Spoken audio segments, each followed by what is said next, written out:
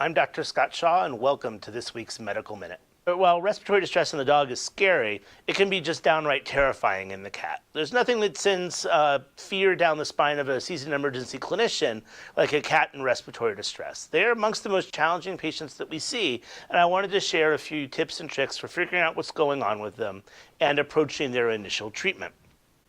Just like in the dogs, there's generally 3 areas where cats can have trouble. Rarely we'll see issues in the upper airways, so we won't spend a lot of time talking on those.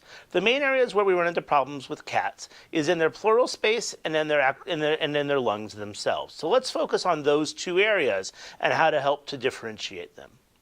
Just like in the dogs, just watching the cat breathe can be a huge help in figuring out what's going on.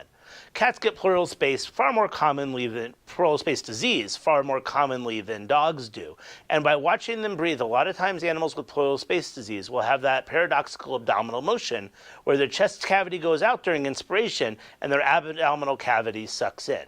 In patients with pleural disease, that's a very common finding. Versus patients with pulmonary disease, their abdominal muscles along with their thoracic muscles tend to expand during inspiration in concert. So a lot of times, the very first thing I do, even before I put my stethoscope on a patient, is I just watch them breathe for a second or two and see if I can form an initial thought.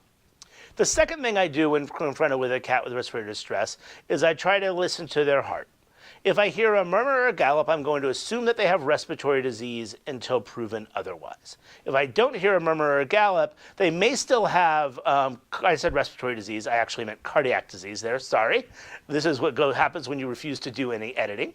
And so I assume that they have cardiac disease if they have a murmur or a gallop. Versus if I don't hear a murmur or gallop, it doesn't mean that they don't have cardiac or respiratory disease, but it is a little bit less likely, and I begin to look for other items such as asthma. So I'm listening to see, do they have fine wheezes or very fine crackles that might be a little bit more indicative of that disease. A lot of times in cats, you're just not sure. Even after that initial assessment, you have to make your best guess. In a young cat with a history of cough, I'm very likely to initially treat them for asthma. In an older cat with no history of cough, I'm very likely to try an initial treatment for congestive heart failure. The important thing to remember is that the vast majority of cats with either congestive heart failure or asthma are going to improve within half an hour to an hour of appropriate treatment. So if I'm an hour or more into treatment for heart failure and I'm not seeing that animal improve, I'm really beginning to question my diagnosis. And while I'm not rushing animals to x-ray that are in severe respiratory distress, I want to give them time and oxygen to calm down, there may come a time in that diagnostic tree where my initial therapies aren't getting me where I want to be, and we have to go ahead and get some x-rays to help us along that way.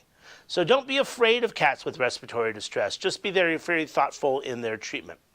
If you think that they have pleural effusion, the treatment is to perform a thoracocentesis.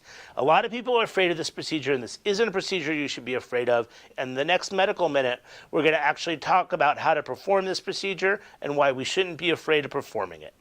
So that's all for this week. Have a great week, and we'll see you next week for your Medical Minute.